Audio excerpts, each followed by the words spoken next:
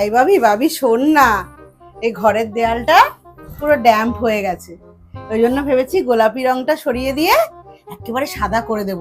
ওই ব্লগাররা করে দেখেছিস না, পেছনটা পুরো সাদা থাকে, বেশ ভাল লাগে তাই না বল? হ্যাঁ মা, ভাল লাগে, সত্যি ঠিকই বলেছো। হ্যাঁ মা, ভাল লাগে, ঠিকই বলেছো। কি করে করব? 15,000 টাকা চেয়েছে। তোর পড়াশোনার পেছনে টাকা দিতে দিতে তো আমার টাকা শেষ। মা পরে করো, কি আছে। পরে কি আমার শখটা থাকবে? আমার শখটা তো এখন হয়েছে। তোর কি কোনো কর্তব্য নেই মার শখ পূরণ করার? মা আমি কিভাবে শখ পূরণ করবো? আমার কাছে টাকা আছে। টাকা ছাড়াও অন্যভাবে করা যায়, ইচ্ছে থাকলেই শখ পূরণ করা যায়। কিভাবে মা? বলছি, আমি যদি রং টং সব কিনে এনে দিই, তুই পারবি না একটু দেয়ালটায় করে দিতে? তুই তো খুবই লম্বা। মা তুমি পাগল হয়েছো? মা এতগুলো পড়া আমি কখন করবো? আর আমি কি পারি না? কেন কি প্রো? প্রো হতে লাগে না, আমারও তো সংসারে কত কাজ। তুই ডাকলে আমি একবারে চলে আসি।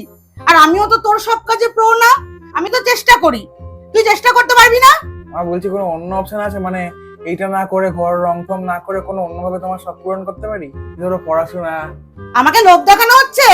পড়াশোনাটা তো আলটিমেটলি তোমারই কাজে লাগবে। তুমি বড় চাকরি করবে, বেশি বেশি ইনকাম করবে, আর ভালো ভালো জিনিস কিনবে। আমাকে কি কিছু দেবে? কিচ্ছু দেবে না, আমি সবই জানি। যাও, তোমার রং করতে হবে না, আর কোনো কাজে আমাকেও তুমি রাখবে না। মা দাঁড়াও না, মা দাঁড়াও দাঁড়াও দাঁড়াও, আমি চেষ্টা করছি।